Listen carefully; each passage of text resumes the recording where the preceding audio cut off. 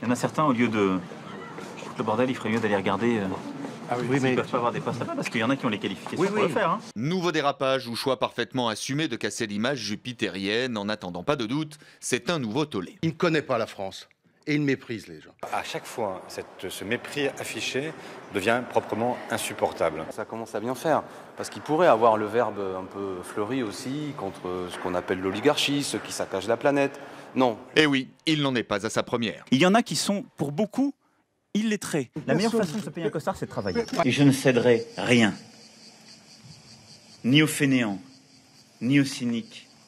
Ces images ont été tournées le 26 mai au large de Terre-Neuve et elles montrent bien combien les bateaux sont vulnérables devant la force des glaces. Trop vieux, les brise-glaces et Ottawa rechigne à les remplacer. Mais attention, les économies, ça peut coûter très cher. Un document interne destiné au cabinet, consulté par Radio-Canada, prévient Ottawa des risques considérables qui pèsent sur l'économie. À tel point que même les grands industriels du pays brisent le silence. Si le corridor maritime n'est pas fiable, s'il est perturbé, ça pourrait être catastrophique. Des milliards de dollars sont en jeu, des dizaines de milliers d'emplois menacés. Français, Belges, Marocains et Espagnols arrivent au compte-gouttes. Ils se connaissent bien désormais. Ils, ce sont les 4 procureurs des parquets antiterroristes au cœur de la lutte contre le terrorisme en Europe.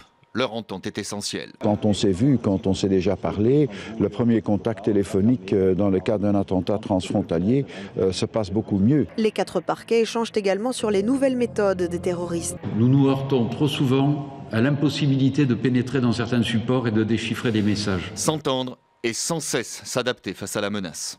Cela faisait 5 ans que ces 2 archéologues bernoises n'avaient pu retourner sur les lieux de leur première découverte. C'est un peu chercher une aiguille dans une botte de glace, mais heureusement l'été, la glace fond. Ce matin-là, les conditions sont clémentes, elles se remettent à creuser et au bout de quelques heures, c'est une nouvelle trouvaille. C'est là que le chasseur tenait l'arc. C'est beau. C'est unique de pouvoir tenir dans ses mains un objet que quelqu'un utilisait il y a 4000 ans.